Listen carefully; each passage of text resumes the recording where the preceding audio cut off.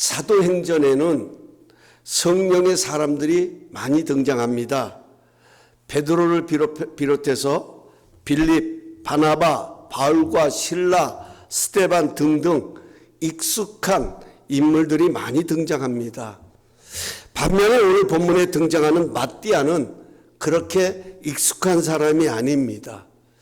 성경에서 마띠아에 대한 언급은 오늘 본문이 전부입니다. 그만큼 널리 알려지지 않은 인물입니다. 고작해야 22절에 가서 보면 항상 우리와 함께 다니던 사람 중에 하나라고 말하고 있습니다.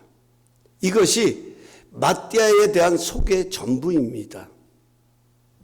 마띠아는 예수님께서 다른 제자들처럼 직접 제자로 임명한 것은 아니었지만 예수님을 사랑하고 따랐던 무리 중에 한 사람이었다 하는 것입니다.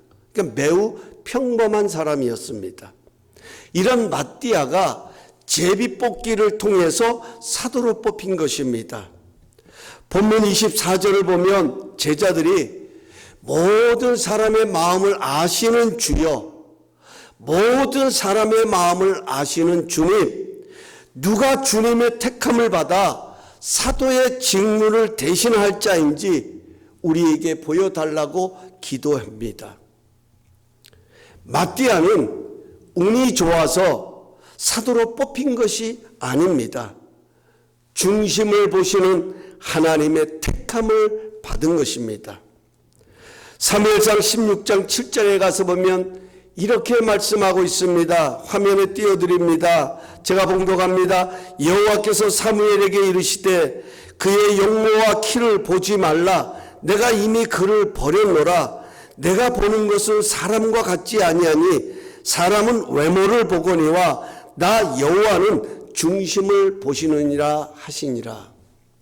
여기 중심을 보신다는 것은 그 사람의 생각과 마음을 살피신다는 것입니다. 하나님은 마띠아의 어떤 외모나 그가 가지고 있었던 재능을 보신 것이 아닙니다. 마띠아의 생각과 마음을 보시고 사도로 택하신 것입니다. 여러분, 왜 우리가 마음과 생각을 지키고 어려울수록 우리의 마음과 생각을 굳세게 해야 할까요? 그것은 하나님은 중심을 보시기 때문입니다. 예레미야 3장 20절의 말씀처럼 하나님은 우리의 구하는 것이나 생각하는 것에 능히 넘치게 하시는 분입니다. 내가 하나를 생각하면 열을 허락하실 수 있는 분이 하나님이시다 하는 것입니다. 뭘 통해서요? 우리의 생각을 통해서, 우리의 중심을 통해서 그렇게 하신다 하는 것입니다. 우리가 부족하고 연약할도 이런 가운데서 우리가 어떤 생각을 하고 있는지 하나님은 감찰하신다 하는 것입니다. 왜냐하면 하나님은 우리를 체휼하시는 분이기 때문입니다.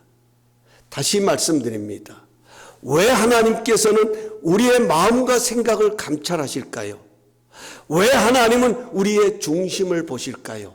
하나님은 우리를 체휼하시는 분이기 때문입니다. 히브리서 4장 15절에 가서 보면 이렇게 말씀합니다. 우리 다 함께 화면에 띄워지니까요, 한 목소리로 봉독하겠습니다. 우리 함께 봅니다. 시작. 우리에게 있는 대제사장은 우리의 연약함을 동정하지 못하실 리가 아니요 모든 일에 우리와 똑같이 시험을 받으신 이로되 죄는 없으시니로다. 여기 가서 보면 우리 한글 개역개정에는 동정이라는 표현을 사용했습니다. 하지만 NIV 성경에 가서 보면 sympathize라는 단어를 사용합니다. 본래 동정은 영어로 compassion이라고 합니다. compassion. 여기 compassion의 com은 함께라는 뜻의 라틴어입니다. 그리고 passion은 감정이라는 헬라어 파토스에서 파생된 단어입니다. 그러니까 동정이라고 하는 것은 느낌과 감정을 함께하는 것입니다. 그 사람이 느끼고 있는 그 감정, 그 생각들을 함께하는 것, 이것이 바로 동정입니다. 하지만 체울은 이것보다 의미가 더 깊습니다. 여기 심퍼다이지라는 말은 헬라어로 순파세오라는 이 단어에서 파생된 말입니다. 우리가 너무나도 많이 사용하고 잘 알고 있는 오케스트라 심포니라는 이 심포니라는 단어가 여기서 파생된 것입니다. 심포니라는 말은 여러 가지 음이 하나로 조화되는 것을 말합니다. 이때 심이라는 단어가 SYM, 심이라는 단어가 함께 같이라는 의미인데, 이 모든 악기들이 함께 음을 내기 위해서는 무조건 내 소리만 낼 수 있는 것이 아니다 하는 거예요. 다른 사람의 음에다가 자신을 맞추는 것입니다. 이게 체율입니다. 단순히 감정을 느끼는 정도가 아니라 상대방의 상황을 나의 것으로 동일하게 껴안는 것, 떠안는 것, 이게 바로 체율이다 하는 것입니다. 하나님은 우리의 생각과 마음을 아시는 정도가 아니라 우리의 생각과 마음을 껴안으시는 분이다 하는 겁니다. 그래서 하나님은 우리의 좋은 것만 골라서 일하시는 분이 아닙니다. 우리의 좋지 못한 것도 껴안으시고 그 상황에 함께 하시는 것입니다.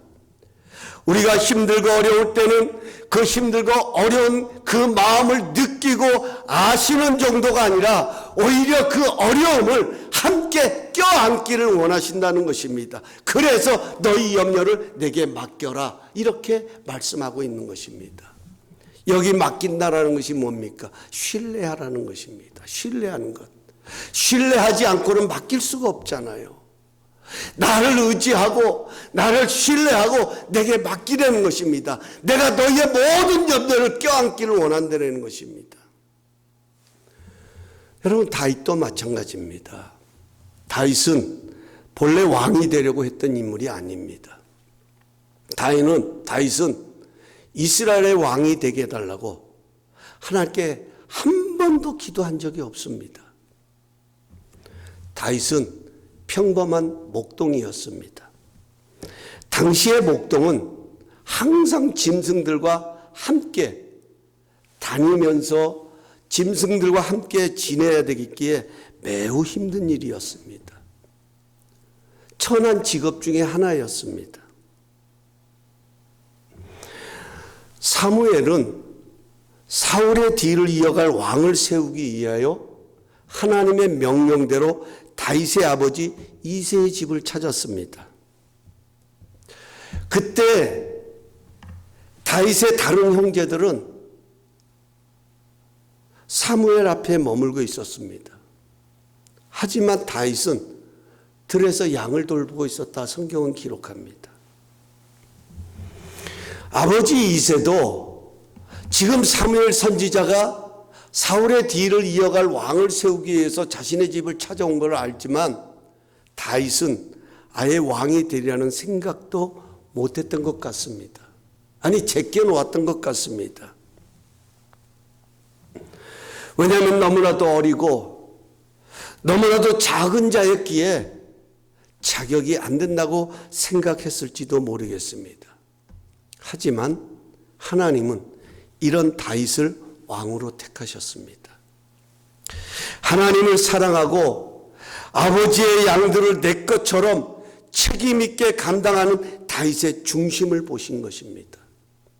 누가 알아주든 알아주지 않든 간에 내 직업이 귀하든 내가 지금 천한 일을 하고 있든 간에 자신에게 주어진 일을 묵묵히 감당하는 그런 다윗의 중심을 보시고 그를 내 마음에 합한 자라고 말씀하셨습니다.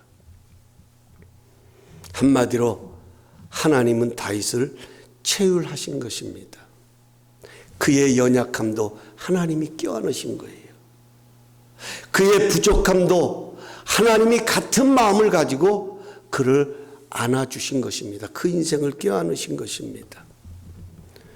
다윗이 힘들고 어려운 시간을 보낼 때도 하나님은 그 아픔과 고난을 느끼고만 있었던 것이 아니라 그것을 하나님이 부둥켜 안고 함께 하셨다는 거예요. 이게 함께 하는 거예요. 다윗이 힘들어할 때마다 하나님은 그의 아픔을 껴안으셨습니다. 그리고 그에게 용기를 주시고 평안을 주셨습니다.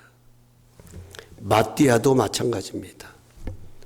실제적으로 마띠아와 바사바를 놓고 누가 더 유능하냐고 묻는다면 그래도 바사바가 마띠아보다는 더 능력 있다고 말할 수 있습니다.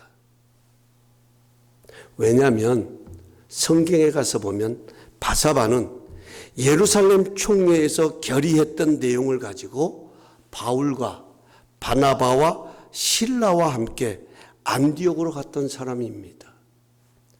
그러니까 뭘 말하냐면 우리가 아는 것처럼 바울, 바나바, 실라 유명한 사람들이에요. 그들과 함께 예루살렘 총회에서 결의된 내용을 가지고 안디옥으로 갔던 사람이 바로 이 바사바입니다. 그만큼 활동적이었던 사람입니다. 이런 바사바를 놔두고 이름도 없는 마띠아를 제자로 뽑으신 것은 우리에게 주시고자 하는 하나님의 선하신 메시지가 있다는 것입니다. 세상은 무슨 일을 하든지 적극적인 사람을 좋아합니다. 그래서 탁월한 사람을 뽑습니다. 탁월한 사람을 좋아합니다. 유능한 사람, 똑똑한 사람, 공부 많이 하는 사람을 좋아합니다. 그래서 사람들은 자신을 드러내기 위해서 애씁니다. 자신이 이런 모습이 되기 위해서, 이런 사람으로 나타나기 위해서 굉장히 애를 씁니다. 자신이 인정받고 자기를 알아주는 것을 좋아합니다. 하지만 하나님의 나라는 그렇지 않습니다. 하나님 나라는 하나님의 체휼하심의 은혜를 입은 사람들에 의해서 세워지고 이루어진다 하는 것입니다. 그래서 하나님은 베드로같이 적극적인 사람을 통해서도 일하시지만 이름 없고 평범한 마띠아 같은 사람을 통해서도 일하신다 하는 것입니다. 이것을 보여주시는 것이 바로 마띠아를 택하신 하나님의 중심인 것입니다. 그래서 제가 오늘 말씀의 제목을 마띠아처럼이라고 붙였습니다. 사실 우리도 가만히 들여다보면 평범합니다. 뭐 하나 자랑할 만한 것 없는 그런 모습일 수도 있지만 이런 우리가 마띠아처럼 하나님의 체휼하심의 은혜를 입고 주님께 쓰임받는 인생이 된다면 얼마나 영광스럽고 가치스럽겠습니까? 가치가 있겠냐 하는 겁니다. 연약하고 부족함도 있지만 이 연약함과 부족함이 하나님의 체휼하심의 은혜를 입고 오히려 강함이 되고 자랑이 될 수 있다면 여러분 이것보다 당당한 인생이 어디 있겠냐 하는 것입니다.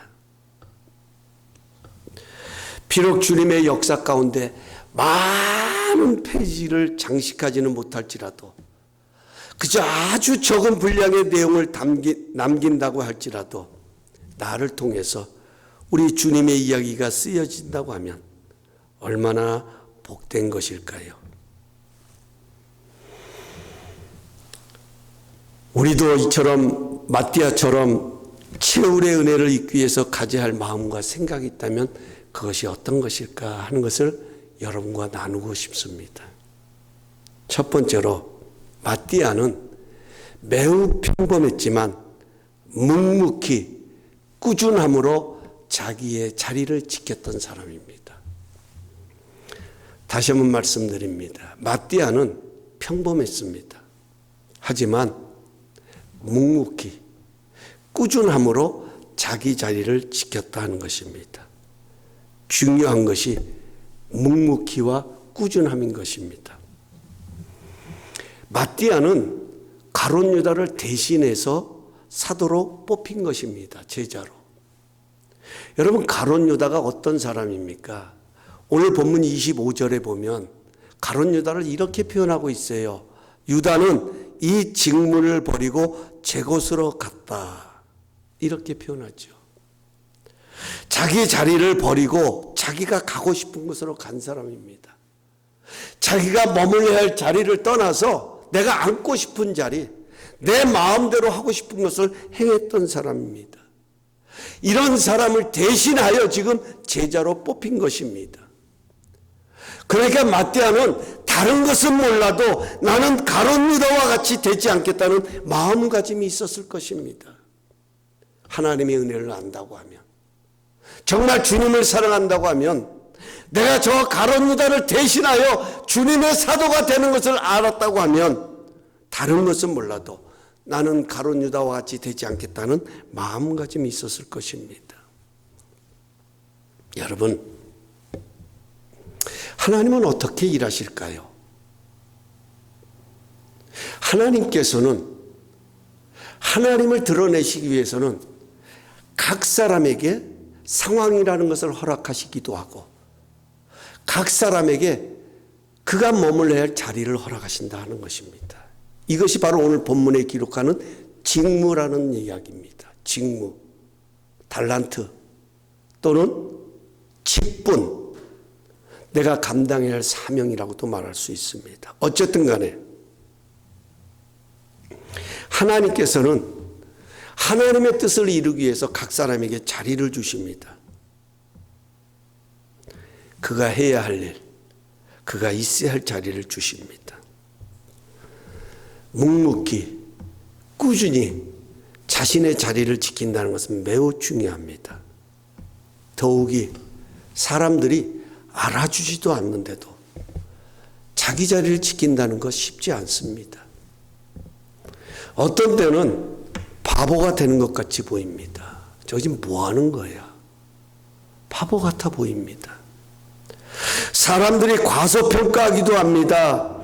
하지만 사람들이 주목하지 않아도 내가 있어야 할 자리에 있는 것, 이것이 바로 축복이라는 거예요. 위대한 일을 해서 위대한 것이 아닙니다. 자신에게 주어진 자리에서 자신의 역할을 다하기에 위대한 것입니다. 부족하지만, 연약하지만 이 약함이 주님의 능력이 나타나기를 원해서 기도의 자리를 떠나지 않는 것 얼마나 중요합니까? 주님은 이런 사람들을 통하여 감동하시고 주님의 능력을 드러내신다 하는 겁니다. 그 대표적인 인물이 백부장의 믿음입니다. 백부장의 믿음. 내가 이만한 믿음을 보지 못하였노라. 여러분, 왜 사람들이 자기의 자리를 지키는 것이 어려울까요? 목사는 목사로서의 역할이 있습니다. 장로는 장로로서의 역할이 있습니다. 권사는 권사로서의 역할이 있습니다. 집사는 집사로서의 역할이 있습니다. 아버지는 아버지로서의 역할이 있습니다. 어머니는 어머니로서의 역할이 있습니다. 자식은 자녀로서의 역할이 있습니다. 학생은 학생으로서의 역할이 있습니다. 군인은 군인으로서의 역할이 있습니다. 회사원은 회사원으로서의 역할이 있습니다. 국회의원은 국회의원의 역할이 있습니다. 대통령은 대통령으로서의 역할이 있습니다. 자기가 있어야 할 자리가 있다는 겁니다. 그런데 왜 그런 자리를 지키기 어려울까요? 그것은 사람에게는 욕망이 있기 때문입니다. 가룟 유다는 예수님의 제자였습니다. 그는 예수님의 돈꾀를 맡을 만큼 신임을 얻었던 자입니다. 이런 가룟 유다가 자기의 길을 간 것은 자신의 욕망 때문입니다. 자신의 마음에 들지 않는 그 모습 때문에, 자신이 생각한 대로 그 방향이 가지 않는다고 하는 그 생각, 그 마음 때문에 마귀는 바로 그 마음속에 예수를 팔 생각을 집어넣었다라고 성경은 말하고 있습니다. 욕망입니다. 욕망.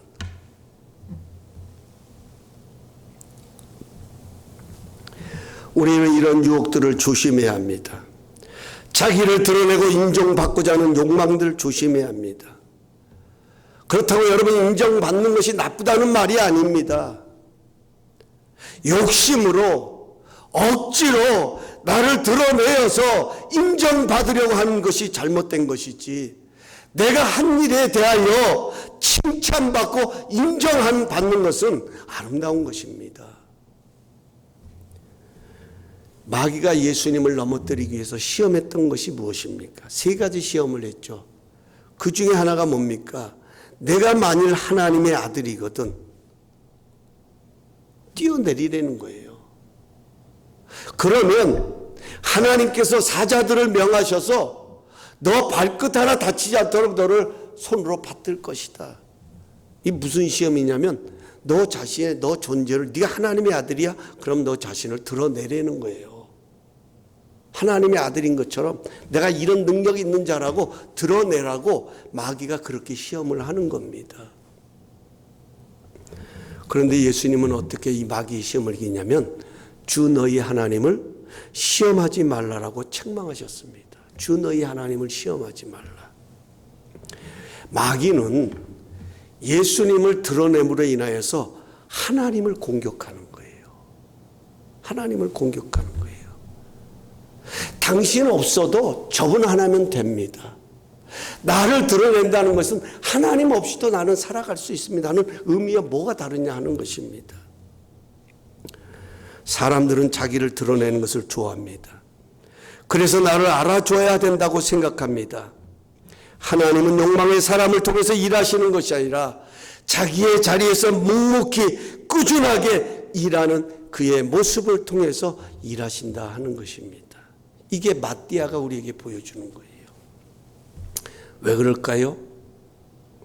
능력 있는 사람이면 더 좋을 텐데 하나님은 능력 있는 사람보다도 묵묵히 꾸준함으로 자기의 자리를 지키는 사람을 통해서 일하시는 그 이유가 무엇일까요?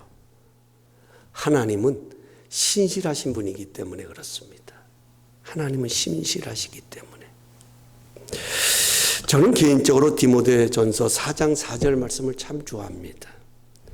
하나님이 지으신 모든 것이 선하며 하나님이 만드신 모든 것이 선하며 감사함으로 받으면 버릴 것이 없느니라. 여러분, 우리에게 주어진 상황이 내 눈에 보기에는 어떠하다 할지라도 이 또한 하나님의 선하신 뜻이 있어 주어진 상황이라면 이 자리에서 묵묵히 주어진 일에 최선을 다한다면 채울하시는 하나님께서 반드시 그 성실함을 통해 하나님 자신을 드러내실 것입니다. 왜냐하면 우리의 성실함은 곧 하나님의 신실하심의 성품이기 때문입니다. 우리는 하나님의 형상을 닮은 존재라 그랬잖아요. 하나님의 이미지를 가졌다 그러잖아요. 그러니까 하나님이 가장 기뻐하시는 것은 우리의 삶 속에서, 우리의 모습 속에서 하나님의 모습을 보시는 거예요. 야, 어쩌면 나랑 똑같이 닮았냐. 아버지가 엄마가 자식을 보면서 어쩌면 저렇게 나 닮았냐고 좋아하듯이, 행복해하듯이 이게 하나님이에요. 그래서 가만히 한번 보세요. 제가 자주 인정하지만 요셉이라는 사람도 보십시오. 그는 참 많은 어려움을 겪지만 묵묵히 자신의 자리에서 신실함으로 그 상황을 대할 때 하나님께서는 해함도 선으로 바꾸셔서 만민의 생명이 되게 하시는 그 역사를 요셉을 통해서 이루어 가셨다 하는 겁니다. 두 번째로 우리가 배워야 할, 마지막입니다만 우리가 배워야 할 것이 뭐냐면 우리도 마띠아처럼 평범하지만 본질에 충성해야 된다 하는 것입니다. 평범하지만 본질에 충성해야 된다.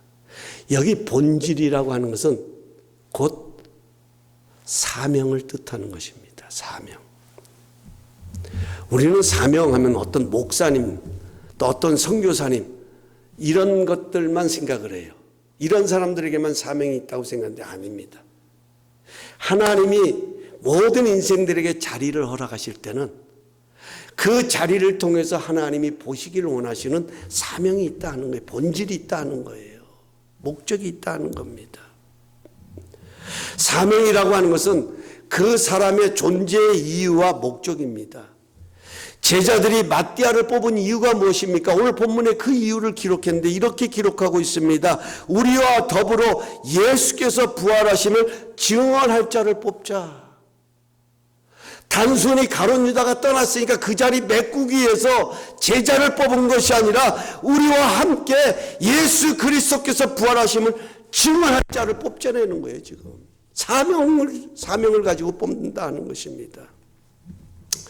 여러분, 예수의 증인으로 산다는 거 쉽습니까? 어렵습니까?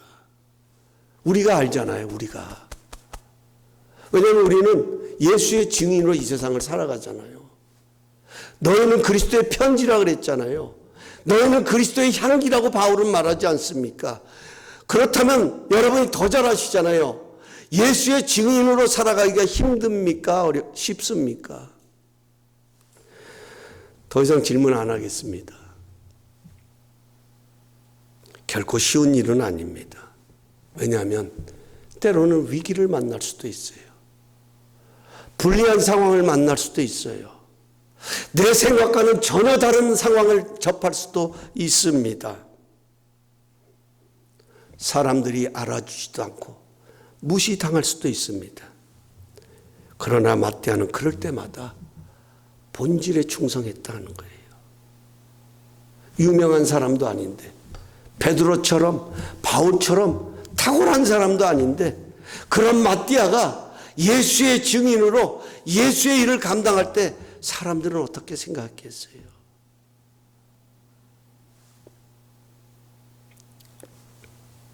그럴 때마다 본질에 충성했습니다.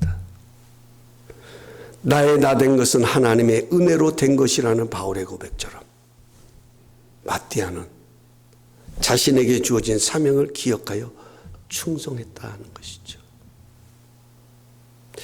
1320년경에 활동했던 헬라 역사가 니케포로스의 그 교회사에 따르면 마띠아는 유대에서 복음을 전하다가 가파도키아, 이집트, 에디오피아에서 복음을 전했고 80년경에, 그러니까 1380년경에 흑해 동부 연안에 위치한 오늘날의 조지아 공화국에 해당하는 콜키스에서 돌에 맞아 순교했다. 이렇게 전해지고 있습니다. 저는 이 글을 읽으면서 이 내용을 보면서 시작 중요합니다. 그러나 끝이 더 중요하다는 말이 있잖아요. 여러분, 여러분의 인생의 끝이 아름답기를 원하십니까? 그렇다면 본질에 충성하십시다. 마띠아처럼 본질에 충성하십시다. 그러면 바로 그 사명이 나를 나답게 만들어간다 하는 것입니다. 저는 말씀을 준비하다가 항상 이 말씀이 이렇게 탁 떠오르는 게 아니에요. 어떨 때는 아무 생각도 없고 꽉 막힐 때가 있어요. 어떻게 이 말씀을 풀어가야 될지 고민할 때가 있어요. 그럴 때면요, 저는 다른 목사님들의 설교를 듣습니다. 책을 보든지 참고할 만한 자료를 찾든지 아니면 목사님들의 설교를 듣는데, 제가 이 말씀을 준비하다 어느 목사님의 설교를 듣게 됐습니다. 그런데 그 설교 가운데 나누었던 이 목사님의 간증이 참 은혜로웠습니다. 어느 날 목사님이 주일 예배를 인도하시다가 이제 헌금을 위해 기도하시는데 갑자기 장애우를 위해서 기도하고 싶은 마음이 그 안에 자리한 거예요. 그래서 그 장애우를 위해서 기도를 했습니다. 특별 기도를. 그런데 그 기도 가운데 그 예배 자리에 모였던 성도들 가운데 2명의 장애우를 둔 어머니가 그 기도를 이렇게 함께 드리면서 그 기도의 내용이 이 어머니의 가슴을 빵 하고 때린 겁니다. 그 은혜가 뭐냐면 자신은 지금까지 장애를 가진 아이를 2명의 아이를 키우면서 한 번도 소망이 있다고 생각해 보지 못했다는 것입니다. 이 2명의 장애우의 아이들을 보면서 정말 무거운 짐으로 느꼈지, 이 아이의 장래가 미래 많은 이들에게 희망이 될 것이라는 생각은 한 번도 해본 적이 없다는 것입니다. 그런데 목사님께서 기도 가운데 자녀를 위해 기도하면서 이들의 생애를 통해 주님의 생명이 전해지고 주님의 소망이 나누어지는 그런 희망의 전도사들이 되게 해달라고 기도하는 것이었습니다. 그것이 얼마나 이 어머니의 마음에 와닿았던지 한 주간 동안 이 목사님의 기도의 내용을 종이에 직접 한글 한글 받아 적으면서 되새겼더라는 것입니다. 그리고 받아 적은 내용을 목사님에게 카톡으로 문자로 보내줬더라는 거예요. 저는 이 간증을 들으면서 은혜가 되었던 것은 이 어머니가 소망도 없고 희망도 없고 그저 무겁게만 느껴진 그런 아픔을 가지고 살아가던 이 어머니가 다시 일어설 수 있었던 것은 다른 것이 아닙니다. 그 아이가 그 기도를 듣고서 나음을 얻었기 때문도 아닙니다. 여전히 똑같은 상황이지만 그 기도를 통하여 사명을 발견했기 때문이라는 겁니다. 사명. 전혀 그렇게 생각지 못한 자신의 삶에도 분명한 사명이 있고 자신이 무엇을 위해 살아가야 하는가 그 본질을 깨달을 때에 희망이 생기고 일어서기를 시작했다 하는 것입니다.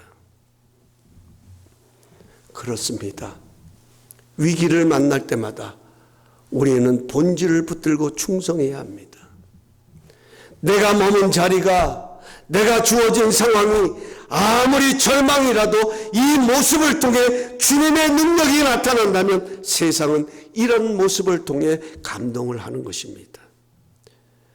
그래서 우리는 끝까지 자기의 자리를 지키며 주어진 자리에서 묵묵히 꾸준히 사명을 감당해야 합니다. 어렵고 힘들수록 기도의 자리를 지켜야 합니다. 마음이 불편하고 힘들수록 사랑의 자리를 떠나지 말아야 합니다. 이제 말씀을 맺겠습니다. 오늘 결론은 좀 특별하게 내리려고 합니다. 지금까지 설교 다 잊어버리신다 할지라도 오늘 말씀의 결론 여러분의 가슴에 새겼으면 좋겠습니다. 하나님께서는 매우 평범했던 마띠아를 가룟 유다를 대신하는 13번째 제자로 선택하셨습니다. 그렇다면 14번째 제자는 누가 되어야 할까요? 바로 여러분과 제가 되어야 하지 않겠습니까? 부족해도 괜찮습니다. 뭐 하나 독특하게 자랑할 만한 것이 없어도 됩니다. 마띠아처럼 묵묵히 그리고 꾸준히 자기의 자리를 지키면 됩니다. 어려울수록 있어야 할 자리를 지키며 나가면 됩니다. 가룟 유다처럼 자기의 길을 버리고 자기가 갈 곳으로 가는 것이 아니라 그럴수록 본질에 충실하면 됩니다. 하나님을 믿는 우리에게 고난이 찾아오는 이유는 무엇일까요?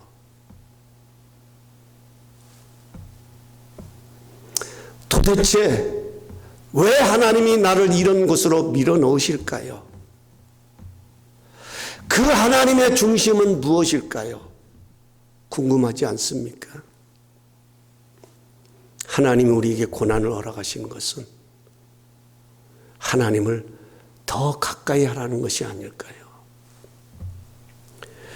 중심을 보시는 하나님께서는 이 고난을 통해 우리의 속사람을 더 강인하게 만들어 가십니다. 어려울수록 기도를 사명으로 여기고 기도의 자리에 머물라고 주님은 초청하시는 겁니다.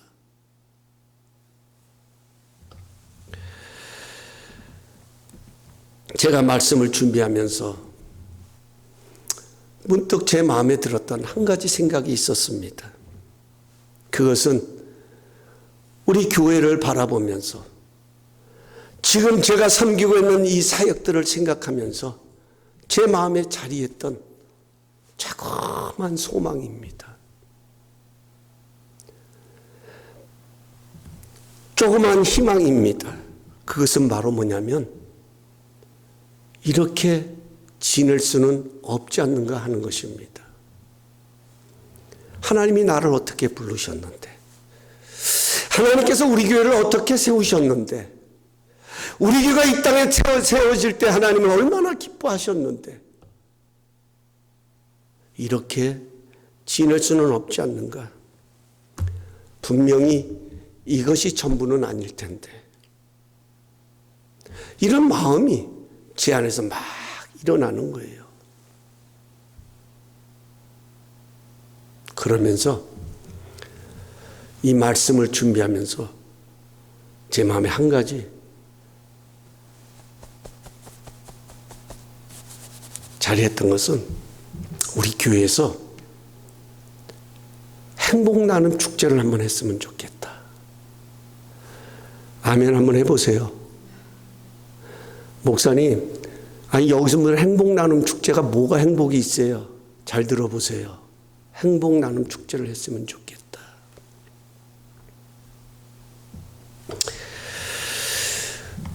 제가 기도하면서 언제 어떻게 일을 할 것인지는 제가 여러분들에게 발표해 드릴 거예요.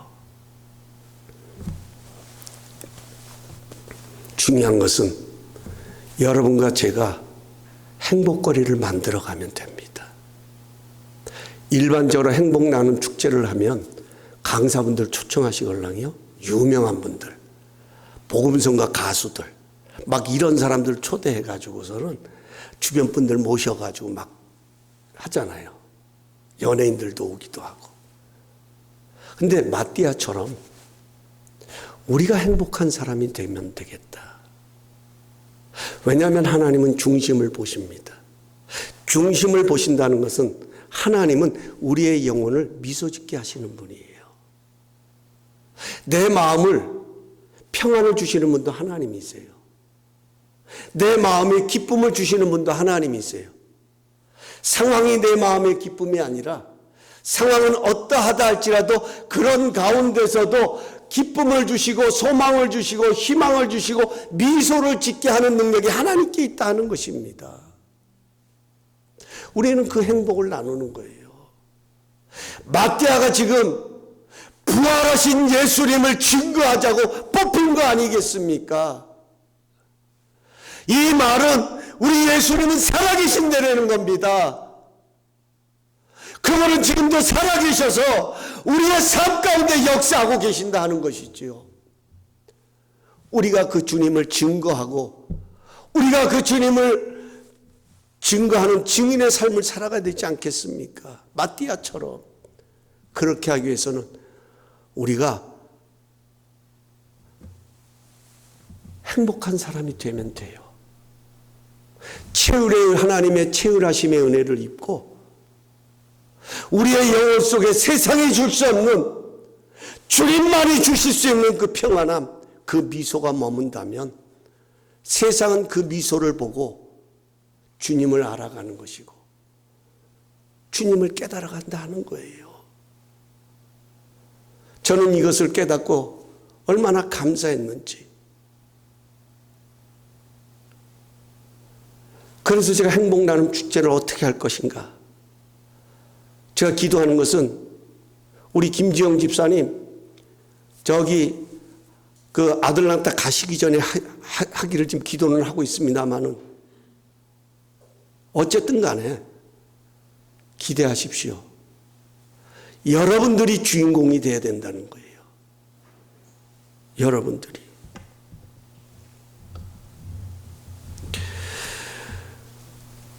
행복을 사명으로 여기면 됩니다. 행복한 일만 주어지는 것은 아닙니다. 그럴 때마다 우리는 본질을 붙들어야 합니다. 비본질을 붙들고 불평하고 포기하는 것이 아니라 내가 있어야 할 자리에는 행복임을 기억하며 기도의 자리를 지키며 행복으로 바꿔가면 됩니다. 하나님은 고난도 행복으로 바꾸어 가시는 전능자이십니다. 하나님은 영혼의 미소가 머무는 것을 가장 기뻐하십니다. 묵묵히 그리고 꾸준함으로 내게 주신 본질을 붙들고 충성하면 채울하시는 하나님의 은혜가 우리를 더욱 은혜의 보좌로 이끌어 가실 것입니다. 마띠아처럼 평범하지만 우리의 이름도 하나님의 생명록에 기록되는 그런 복 있는 자들 될 수 있기를 간절히 소망합니다. 우리 다 함께 그 자리에 일어나셔서 주님 다시 오실 때까지 우리 찬양 드리고 축도로서 우리 합심해서 기도하고 축도로서 오늘 예배를 모두 마치도록 하겠습니다.